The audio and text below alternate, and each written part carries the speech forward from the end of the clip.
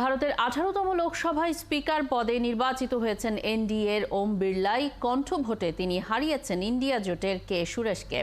পরে তাকে স্পিকারের আসনে বসিয়ে দেন প্রধানমন্ত্রী নরেন্দ্র মোদী এবং বিরোধী দলের নেতা রাহুল গান্ধী। এ নিয়ে দ্বিতীয়বার লোকসভার স্পিকার হলেন ওম বিড়লাই। প্রধানমন্ত্রী নরেন্দ্র মোদী এই জয়ের জন্য বিড়লাইকে অভিনন্দন জানিয়েছেন। সরকার ও বিরোধী পক্ষের মধ্যে সমঝোতা না হওয়ায় দেশটির ইতিহাসে এবারই প্রথম স্পিকার পদের জন্য নির্বাচন হয়। এর আগে 2014 ও 2019 সালে একক সংখ্যাগরিষ্ঠতার কারণে স্পিকার পদে বিজেপি মনোনীত সুমিত্র মহাজন ও ওম বিড়লাইকে কোনো প্রতিদ্বন্দ্বিতার মুখে পড়তে হয়নি। কংগ্রেস নেতা রাহুল গান্ধীকে ভারতের লোকসভায় আনুষ্ঠানিকভাবে বিরোধী দলীয় নেতা হিসেবে ঘোষণা করা হয়েছে। এর আগে গেল 10 বছর রাহুল গান্ধীকে সর্বসম্মতভাবে দল থেকে রাহুল গান্ধীকে সর্বসম্মতভাবে এই পদে মনোনয়ন দেওয়া হয়। কংগ্রেসের নেতৃত্বাধীন বিরোধীদের ইন্ডিয়া জোটের জন্য শরিকদের সঙ্গে আলোচনার পর এই চূড়ান্ত সিদ্ধান্ত জানানো হয়। 2014 সাল থেকে নেতা শূন্য ছিল লোকসভার বিরোধী দল, কারণ লোকসভায় বিরোধী নেতা হওয়ার জন্য কোনো একক দলকে মোট 543 আসনের অন্তত 10% পেতে হয়। কিন্তু গত 2 লোকসভার নির্বাচনে কংগ্রেস বা অন্য কোনো দল তা পূরণ করতে পারেনি। সর্বভারতীয় মজলিসি ইত্তেহাদুল মুসলিমিনের প্রধান আসাদুদ্দিন ওয়াইসি শপথ শেষে ফিলিস্তিনের নামে জয়ধ্বনি দিয়েছেন। এরপরই মঙ্গলবার বিজেপির এক নেতা দাবি করেছেন যে হায়দ্রাবাদের এই সংসদ সদস্যকে বিদেশি রাষ্ট্রের প্রতি আনুগত্য প্রদর্শনের জন্য লোকসভার সদস্য হিসেবে অযোগ্য ঘোষণা করা যেতে পারে। নিজের রাজ্য তেলেঙ্গানা ও বি.আর. আম্বেদকরের প্রশংসা করা ছাড়াও হায়দ্রাবাদ আসন থেকে পঞ্চমবারের জন্য নির্বাচিত ওয়াইসি উর্দুতে শপথ নেয়ার পর জয় ফিলিস্তিন স্লোগান তোলেন। এ বিষয়ে সংসদ বিষয়ক মন্ত্রী কিরেন রিজিজু জানান, ফিলিস্তিনের পক্ষে ধ্বনি দেয়ায় কয়েকজন সংসদ সদস্যের কাছ থেকে তিনি অভিযোগ পেয়েছেন। তিনি বলেন, ফিলিস্তিন বা অন্য কোনো দেশের সঙ্গে তাদের কোনো শত্রুতা নেই, কিন্তু শপথ নেওয়ার সময় কোনো সদস্যের পক্ষে অন্য দেশের প্রশংসা করে স্লোগান তোলা সমীচীন নয় বলে মন্তব্য করেন কিরেন রিজিজু।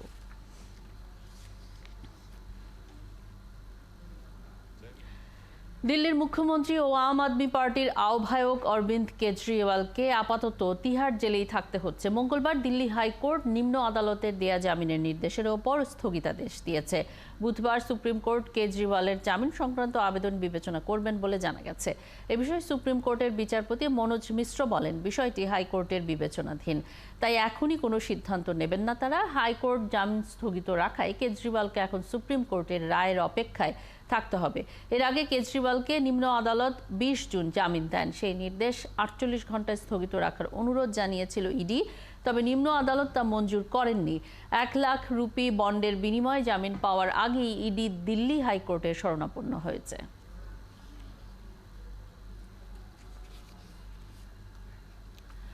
উত্তর কোরিয়া আবারও ব্যালিস্টিক ক্ষেপণাস্ত্র উৎক্ষেপণ করেছে। দক্ষিণ কোরিয়ার সামরিক বাহিনী জানিয়েছে, উত্তর কোরিয়া বুধবার সাগরের দিকে একটি ব্যালিস্টিক ক্ষেপণাস্ত্র নিক্ষেপ করেছে। উৎক্ষেপণের বিষয়টি শনাক্ত করা হয়েছে বলে জানানো হয়েছে দক্ষিণ কোরিয়ার পক্ষ থেকে। ক্ষেপণাস্ত্রটি উত্তর কোরিয়ার উপকূলীয় শহর ওনসানের মধ্য আকাশে বিস্ফোরিত হয়ে কয়েক কিলোমিটার জুড়ে ধ্বংসাবশেষ ছড়িয়ে পড়ে।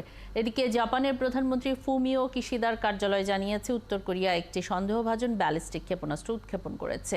এটি জাপান সাগর নামে পরিচিত পূর্ব সাগরের দিকে উৎক্ষেপণ করা হয়। সৌদি কর্তৃপক্ষ আনুষ্ঠানিকভাবে এবছর হজ করতে গিয়ে 1300 মানুষের মৃত্যুর কথা বললেও দেশটির একটি নিরাপত্তা সূত্র জানিয়েছে, প্রকৃত সংখ্যা 3 থেকে 4 গুণ বেশি হতে পারে।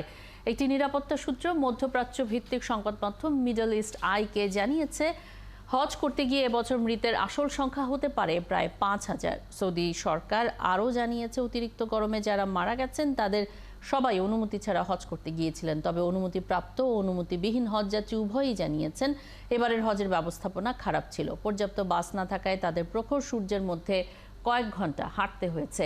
হজযাত্রীদের অনেকেই জানিয়েছেন, যারা অজ্ঞান হয়ে গিয়েছিলেন তারা বিনা চিকিৎসায় পড়েছিলেন। এছাড়া অনেকে অভিযোগ করেছেন, মুজদালিফায় যাওয়ার পর অনেককে পানির জন্য ছটফট করতে হয়েছে।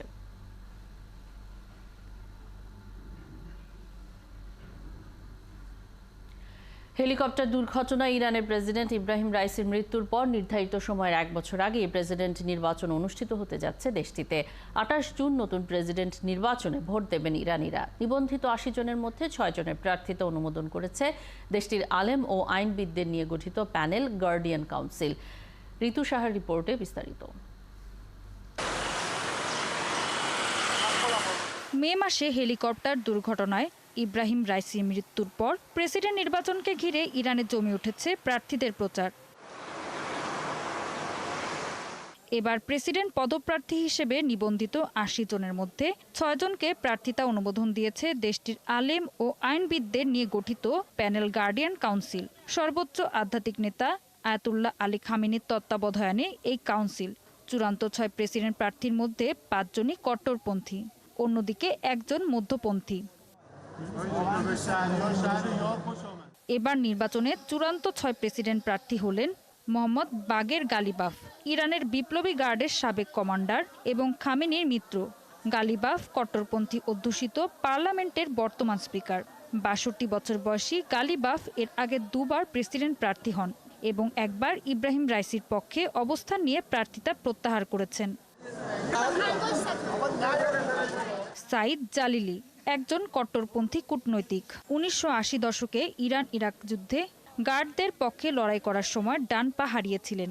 এর আগে 2007 সাল থেকে 5 বছরের জন্য সুপ্রিম ন্যাশনাল সিকিউরিটি কাউন্সিলের সেক্রেটারি হিসেবে দায়িত্ব পালন করেছেন। মাসুদ পেজেশকিয়ান ইরানের একমাত্র মধ্যপন্থী প্রেসিডেন্ট প্রার্থী তিনি। 70 বছর বয়সী এই চিকিৎসক 5 বার সংসদ সদস্য হিসেবে দায়িত্ব পালন করেছেন। মোস্তফা পুর মোহাম্মদী 6 জন প্রার্থীর মধ্যে গার্ডিয়ান কাউন্সিল অনুমোদিত একমাত্র ধর্মগুরু মোস্তফা পুর মোহাম্মদী। আলী রেজা জাকানি 3 বছর ধরে তেহরানের কট্টরপন্থী মেয়রের দায়িত্ব পালন করছেন তিনি। এর আগে সাবেক এই আইন প্রণেতাকে 2013 ও 2017 সালে প্রেসিডেন্ট পদে প্রতিদ্বন্দ্বিতার জন্য অযোগ্য ঘোষণা করা হয়। আমির হোসেন গাজিজাদেহ হাশেমি বর্তমান ভাইস প্রেসিডেন্ট এবং শহীদ ফাউন্ডেশনের প্রধান। গাজিজাদেহ হাশেমি একজন কট্টরপন্থী রাজনীতিবিদ। 2021 সালের প্রেসিডেন্ট নির্বাচনে প্রতিদ্বন্দ্বিতা করে হারেন তিনি। এদিকে নানা জরিপে দেখা যায় জনপ্রিয়তার দৌড়ে এগিয়ে আছেন Mohammad Bagher Ghalibaf, Masoud Pezeshkian ও সাইয়েদ জালিলি। তবে প্রচারে পিছিয়ে এনে বাকি 3 প্রার্থী আমির হাশেমি, আলী রেজা জাকানি ও মোস্তফা পর মোহাম্মদী। ঋতু সাহা, 71।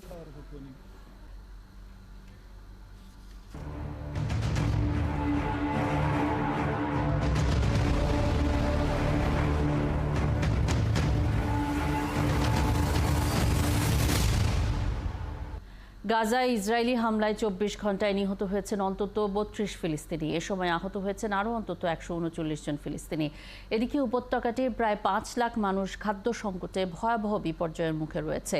এই পরিস্থিতিতেও যুদ্ধবিধ্বস্তদের সাহায্য করতে গিয়ে প্রতিনিয়ত প্রাণ হাতে নিয়ে কাজ করছেন মানবিক সহায়তা কর্মীরা। এ নিয়ে ইসরায়েলকে সতর্ক করেছে জাতিসংঘ। আরও জানাচ্ছেন সৃষ্টি ঘটক। কোনো অবস্থাতেই গাজার ফিলিস্তিনিদের এক মুহূর্ত স্বস্তি দিতে রাজি নয় ইসরায়েলি সেনাবাহিনী। 8 মাসের বেশি সময় ধরে বিরামহীন হামলায় জর্জরিত গাজা উপত্যকা। প্রতিদিনই হতাহত হচ্ছে শত শত মানুষ। স্বজনহারাদের কান্না আর দীর্ঘশ্বাসে ভারী হয়ে আছে গাজার বাতাস।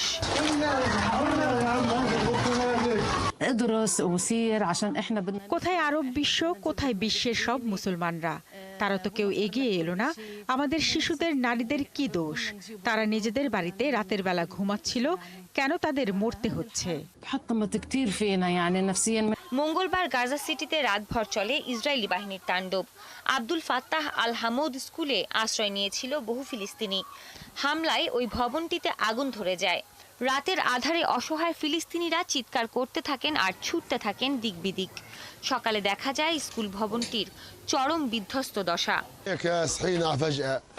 গাজায় প্রতিদিন মানুষ শহীদ হচ্ছে। রোজ হয় আমরা কোনো বন্ধু হারাচ্ছি, নয়তো ভাই স্বজন। এভাবে আর কত? গ্লোবাল হাঙ্গার মনিটর নামের একটি সংস্থা জানিয়েছে, গাজায় যুদ্ধ দীর্ঘ হতে থাকায় এবং মানবিক সহায়তা বাধাগ্রস্ত হওয়ায় উপত্যকাটি জুড়ে দুর্ভিক্ষ ছড়িয়ে পড়তে আর বেশি দিন বাকি নেই। ইতিমধ্যে সেখানকার অন্তত 4,95,000 মানুষ চরম খাদ্যাভাবে দুর্যোগপূর্ণ পরিস্থিতির মধ্যে রয়েছে বলে জানিয়েছে সংস্থাটি। সংঘাত নিয়ে অনিশ্চয়তা ও মানবিক সহায়তা বাধাগ্রস্ত হওয়ায় গাজার মানবিক পরিস্থিতির দ্রুত অবনতি হচ্ছে। সেখানকার 22% মানুষ চরম খাদ্য নিরাপত্তাহীনতার মধ্যে রয়েছে। পরিস্থিতি অত্যন্ত দুর্যোগপূর্ণ। দ্রুত কিছু করা না হলে গাজায় আরও মর্মান্তিক দৃশ্য দেখবে বিশ্ব। এদিকে মানবিক সহায়তা পৌঁছে দেওয়ার কাজে নিয়োজিত জাতিসংঘের কর্মীদের জীবনের ঝুঁকি কোনোভাবেই গ্রহণযোগ্য না বলে মন্তব্য করেছেন জাতিসংঘের মানবাধিকার বিষয়ক মুখপাত্র স্টিফেন দুজারিক। তিনি বলেন, দিন দিন ত্রাণকর্মীদের জীবনের ঝুঁকি অসহনীয় হারে বাড়ছে।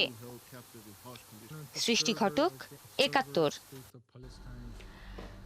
যেমনটি দেখছিলাম, ফিলিস্তিনের গাজায় ইসরায়েলি হামলা চলছেই। ৮ মাসেরও বেশি সময় এই হামলায় নিহত হয়েছেন ৩৭,০০০-এরও বেশি ফিলিস্তিনি। ইসরায়েলি হামলায় পরিবারের ১১ সদস্যকে হারিয়েছেন ফিলিস্তিনের স্বাধীনতাকামী সশস্ত্র গোষ্ঠী হামাসের রাজনৈতিক ব্যুরো প্রধান ইসমাইল হানিয়া। ঋতু সাহার রিপোর্ট।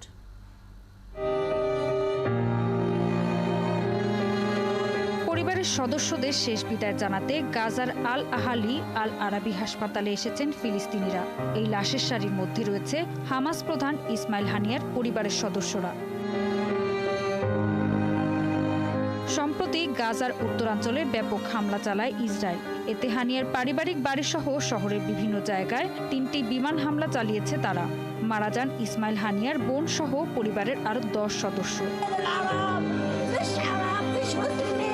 এই যুদ্ধে শিশুদের কি দোষ, নারীদের কি দোষ? আমরা খারাপ তাই আমাদের উপর বোমা হামলা চালাতে হবে? আর যারা এই হামলা চালাচ্ছে তারা কি সবাই ভালো? হে আল্লাহ, আপনি এই অত্যাচারীদের শাস্তি দিন।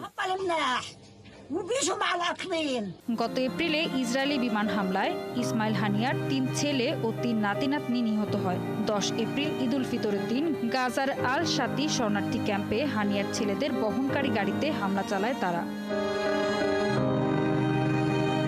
এদিকে গাজায় চলছে দুর্ভিক্ষ। ৪,৯৫,০০০-এর বেশি ফিলিস্তিনি খাবারের অভাবে দিন কাটাচ্ছেন। ইসরায়েলি বাহিনীর নিয়ন্ত্রণে থাকায় কোনো ত্রাণবাহী ট্রাকও সেখানে ঢুকতে পারছে না। তীব্র ক্ষুধায় দিনের পর দিন ছটফট করছে নারী, শিশুসহ সব বয়সী মানুষ। ফিলিস্তিন শরণার্থীদের জন্য জাতিসংঘের ত্রাণ বিষয়ক সংস্থা এক বিবৃতিতে বলেছে, গাজা ধ্বংস করে দেয়া হয়েছে। ট্রাকে করে খাবার ও বিশুদ্ধ পানি নিয়ে অপেক্ষায় থাকার পরেও অপুষ্টি ও পানি শূন্যতায় মারা যাচ্ছে শিশুরা। ৮ মাসের মধ্যে মাত্র কয়েকটি ত্রাণবাহী ট্রাক গাজায় ঢুকতে পেরেছে। বাইরের কোনো সহায়তা না পাওয়ায় এবং হামলা চলায় ভয়াবহ বিপর্যয় চলছে গাজায়। ঋতু সাহা, ৭১। আন্তর্জাতিক ফৌজদারি আদালত আইসিসি রাশিয়ার সাবেক প্রতিরক্ষামন্ত্রী সের্গেই শোইগু এবং নেতৃস্থানীয় রুশ জেনারেল ভ্যালেরি গেরাসিমভের বিরুদ্ধে গ্রেপ্তারি পরোয়ানা জারি করেছে। মঙ্গলবার আদালত বলেছে, শোইগু এবং গেরাসিমভ দুজনই 2টি যুদ্ধাপরাধের জন্য দায়ী। ইউক্রেন অভিযানে যুদ্ধাপরাধ এবং মানবতার বিরুদ্ধে অপরাধের অভিযোগে তাদের বিরুদ্ধে এই পরোয়ানা জারি করা হয়েছে। বেসামরিক বিভিন্ন নিশানায় হামলা পরিচালনা করে ওইসব লক্ষ্যবস্তু সহ সাধারণ নাগরিকদের চরম ক্ষয়ক্ষতি ডেকে এনেছেন তারা। চাঁদের দূরবর্তী অঞ্চল থেকে মাটি নিয়ে এসেছে চীন। মঙ্গলবার মাটি নিয়ে আসা ক্যাপসুলটি মঙ্গোলিয়ার প্রত্যন্ত অঞ্চল সিজি ওয়াং বানারায় অবতরণ করেছে। ব্রিটিশ সংবাদ মাধ্যম দ্য গার্ডিয়ানের এক প্রতিবেদনে বলা হয়েছে, চাঁদের অদেখা অঞ্চল থেকে মাটি আনতে চেং 6 নামের একটি মানুষবিহীন মহাকাশযান ৩ মে দক্ষিণ চীন থেকে রওনা দেয়। এরপর ২ জুন এটি সফলভাবে চাঁদে অবতরণ করে। চাঁদের যে অংশে মহাকাশযানটি অবতরণ করে সেটা পৃথিবী থেকে দেখা যায় না। চীনের মহাকাশ সংস্থার চেং 6 মিশনের ল্যান্ডারটি 2 দিন সময় নিয়ে চাঁদের সবচেয়ে পুরনো এবং বড় গর্ত থেকে মাটি ও পাথর সংগ্রহ করেছে।